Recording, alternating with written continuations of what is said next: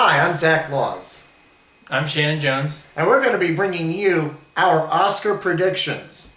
Now, each one of us have some envelopes in our pocket with the other one's predictions on it. We're going to be going through the major categories. Neither one of us knows what the other one is predicting. So, let's get the ball rolling. This is true. With Best Supporting Actress. Shannon Jones, Okay, go for it. your pick is See what it is. Anne Hathaway for Les Miserables. All right. Zach Laws, your pick for Best Supporting Actress is Anne Hathaway, Les Miserables. So let's talk about this for a second. If I had a vote in this category, it would go to Sally Field for a wonderfully modulated performance in Lincoln. Yeah, I agree. I'm choosing Anne Hathaway because I feel that it's more her time, and it's an award that they can give to a young, up-and-coming ingenue and a star of Les Mis. Shannon Jones? Well, there's some big words you're throwing out there, Zach Laws.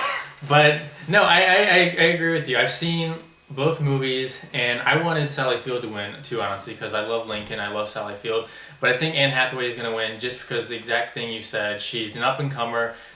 She's new to the Academy. They want her to win an Oscar. And I personally think she was great in it. She wasn't Sally Field great, but she was still really good in it. It's kind of one of those roles, where so many people have played it before. But I think she had a lot to give, and she did. I mean, shaving her head, all those things. So yeah, I think she's gonna win. That's my pick. If only Sigourney Weaver had had an Oscar campaign for Alien 3. Because it seems that the only thing you need to do to win an Oscar these days is shave your head. This is true, yeah. Natalie Portman would have gotten it for Vendetta. All right, let's move on to Best Supporting Actor. Now, this is one of the tougher categories to predict. I have Mr. Jones's prediction right here. Okay. You think it's going to be Robert De Niro from Silver Linings Playbook.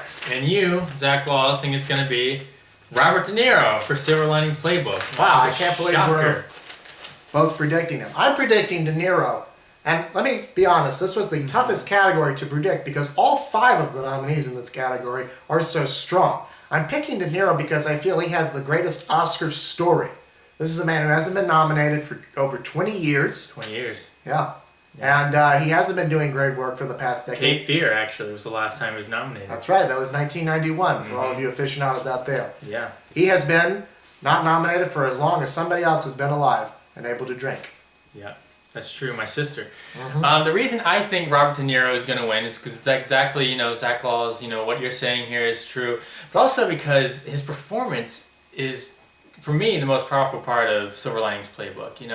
When I go into that film, I wasn't expecting at all, from Robert De Niro what he gave me, which was a funny, compassionate, and genuinely real role that I haven't seen him in years. I mean, maybe even since Casino in 1995, or even Heat, which is the same year. So I think off of those merits and the fact that the Academy loves him and they love, to reward kind of comebackers, and he's definitely had a big comeback with this film. I think he's going to win for that reason. So, All right.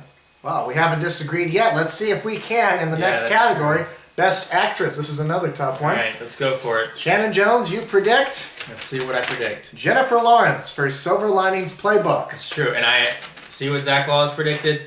Jennifer Lawrence, Silver Linings Playbook. We didn't plan this out, I swear to God. We did not. Now, this is an especially tough category as well, because at first we thought this was going to be between Jennifer Lawrence and Jessica Chastain, but I'm starting to think that this is really between Jennifer Lawrence and Emmanuel Riva for Amour.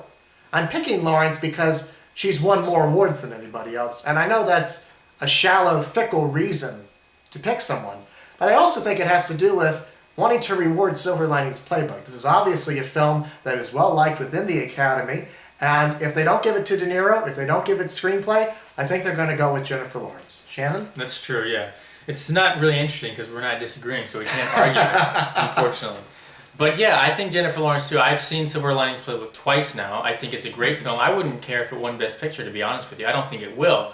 But yeah, it's funny with her going from something like The Hunger Games, which is action blockbuster, film based on a series of best-selling novels, to something as intimate as Silver Linings. You can tell that she has no ego about the role she's in, which is great. She can jump back and forth.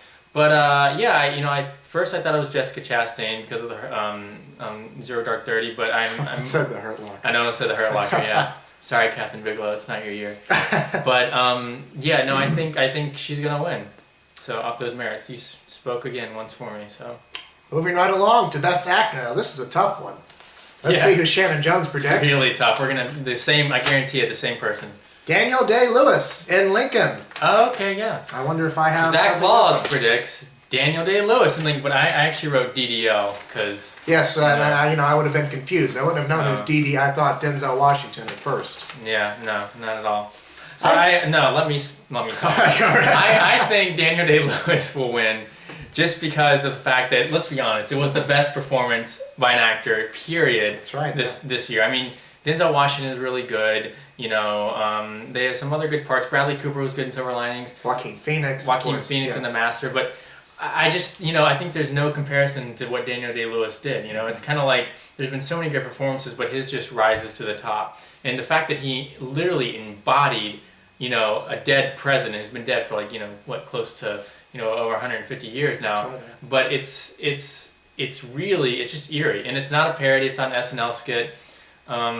So I think just on those merits and the fact that it's Daniel Day-Lewis, Academy loves him, he'll win, which will be a record for an actor, won't it? That's right. Yes, Daniel Day-Lewis will become the first actor in Academy history with 3 Best Actor Oscars. There are plenty of actors who have 3 Oscars, but he will be the only one in the lead category. Meryl Streep has 3. That's right. Jack Nicholson Has 3. Walter Brennan, all in supporting, and Ingrid Bergman.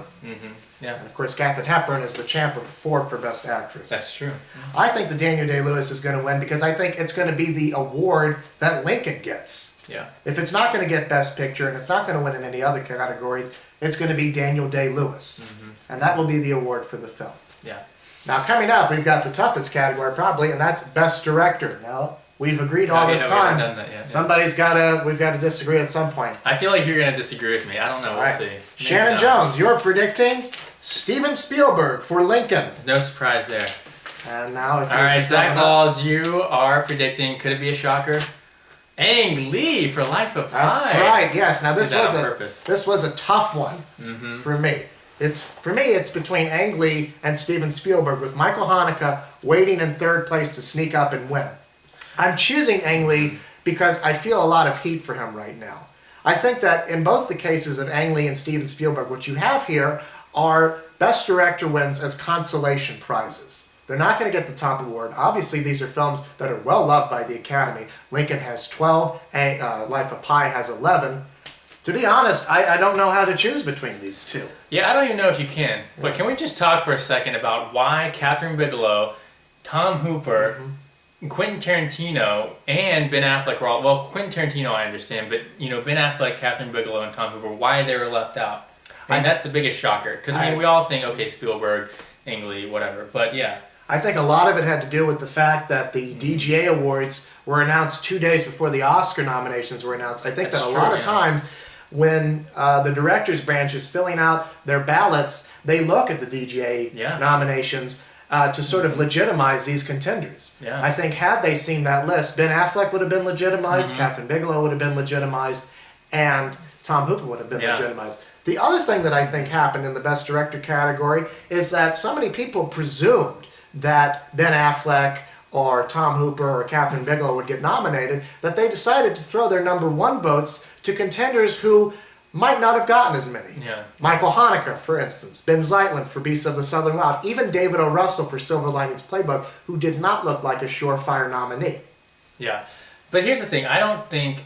I'll be shocked if Ang Lee wins. Then again, he might win. But I just feel like with all the nominees and Ben Affleck winning the awards, Spielberg has to be the front runner because, who else really is the front runner? I mean, he seems to be more loved at this point right now than Ang Lee. I don't think David O. Russell's going to win. I don't think David O. Russell's going to win. No, he isn't. But I think that the thing that Ang Lee is loved within Hollywood. He is. I have seen a lot of, I was at the 3D Film Awards the other night. He got a huge tribute, a huge standing ovation. But that's not to say that Spielberg didn't get a standing ovation at the DGAs as well. It's true, yeah. I think that this is such a tough category to predict because either way you have Best Director being a consolation prize. Interestingly enough, the second time they both competed directly, again, since last time they were both nominated, which was 2006 for Brokeback Mountain and Munich. That's and right, of course, Ang Lee won for Brokeback Mountain. So every time Spielberg or Ang Lee are nominated, Ang Lee is the winner, so that's why I'm predicting. That's why you're gonna win. Yeah. Yeah, who knows? I just love Spielberg. I hope he wins. If he doesn't, who cares? I love him too. I think it's a deserved award for either Yeah. of them. I don't know who to choose. Totally. Let's move on. So finally we get to the big prize, and I don't know if this is going to be a surprise It's or not. It's not gonna be a surprise. So Shannon Jones, your pick for Best Picture is Go for it. Argo.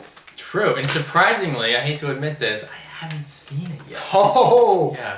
I shouldn't have admitted Ooh, that. you Your shouldn't. best pick is Argo as well. No surprise there. I think that what's happened with Argo is that it's become the film that is generally agreed upon. Lincoln has its detractors. It's the favorite film of the year by Life everyone. of Pi has its detractors. Yeah. Silver Linings Playbook has its detractors. Right, But I right. think that everyone can generally agree that Argo is a good movie. Yeah, yeah. I like I said, I haven't seen, but I agree. And it's the one that the Academy always seems to pick, whether they're right or wrong. Usually are wrong. They always tend to pick a film that is the favorite of that year. And like the star this year has been Affleck, and he's attached to Argo, even though he's not going to win director because he's not nominated. But Argo is that film, which I guess it could be the first. It will be the first one since Driving Miss Daisy. That's right, yeah. To have won Best Picture and not have the director nominated. And it's only happened 4 times in history. It might not be such a bad thing for Argo to win because so often, because there have only been 3 films to win Best Picture without a Best Director nomination, when films don't get that Best Director nomination, their chances are over. Yeah. And I think this would be That's a true. good thing to sort of break that record and show that your chances of winning aren't over just because one branch decided that you weren't among the 5 best. But it's weird. They kind of have to expand the rules a little bit, and because it's like they have 10 nominees for Best Picture. Well, I guess 9 this 9 year, this year. But don't you think they should maybe include now 10 nominations possibly for directing? Because in my opinion, you can't make a film the way it is without the director attached. I agree with that. I think that 5 nominees is sort of an arbitrary number. I don't know how they came up with that. They came up with it back in 1944, I believe, was the first time they had 5 Best Picture nominees.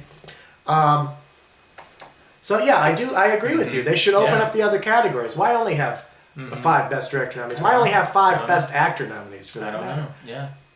And so there you have it. Again, I'm Zach Laws. I'm Shannon Jones. And we didn't disagree that often tonight, but we'll check back It's in. not that fun. No. I will check back in with another one of my pundits and see what they have to say. So thank you for joining us. Thank you. Later.